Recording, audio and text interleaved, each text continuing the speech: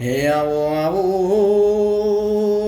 મારી ભોયના રાઠોડા પરમારુના કુળમાં રમનારી મારી બાપ દાદાની પેઢીની પૂજેલી મારી પાવાની દેવી કાળક્યા હોંભળો ન મારી આજે આઠમ સન આઠમના દાડે તના વસ્તી જમાડશે માં કોઈ ચોખાનું નિવજ લાવશે ને કોઈ લાપસીનું નિવજ લાવશે માં પણ મારી તને ખબર છે કે વસ્તીમાં કોઈને એવી ખબર નથી કે તમારી હાચી માતા ગુણ છે ભાઈ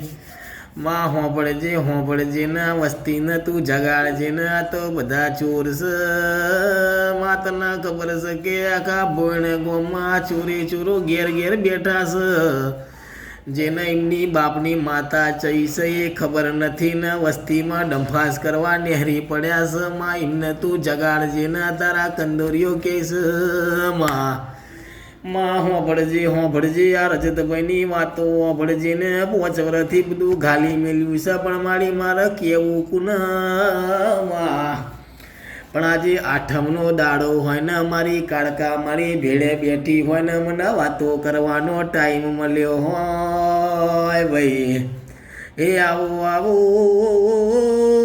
મારી ભૂયરની પાવાની દેવી કાળકા આવો ને મારું સાચું ધન મારી કાળકા છે લ્યા ભાઈ વસ્તીવાળા હોંભળો લ્યા કાળકા ન પૂજો ને તમે વસ્તીમાં એક થઈને બેહતા નહીં ને તમે કહો અમારી માતા આરીએ તો કઈ રીતના માનવું ભાઈ એ આવો મારી પાવાની દેવી કાળકા આવો ને મને ભરોહો ને વિશ્વાસ શકે જે દાડ કાળકા આવશે તો આ બધી વસ્તીવાળાનો મોઢામાં ખાડો ના ઘલાવતો આ સૈલાનો છોકરો ના કહેવું ભાઈ એ આવો મારી ભોયણા રાઠોડા ગોમની મારી કાળકા તું એક દાડો તો આવી એટલો તો મને ભરોસો છે આજે વસ્તી એક થઈને બેહતી નહીં તો મારા મોનવું ચમનું કે કોણ સાચું ને કોણ ખોટું માં આજે વસ્તી જોડે ટાઈમ નથી ભાઈ લગડી મર્યા છે કાકા કટુંબ ભેગું થતું નથી પણ મારી મને તો ભરોસો છે કે તું જે દાડા એ દાડા બધાના ખાડા ઘાલવા પડશે ભાઈ હોંભળો રજતભાઈની વાતો હોંભળો ને તમને ખબર પડશે કે સાચું કોણ છે ને ખોટું કોણ છે ભાઈ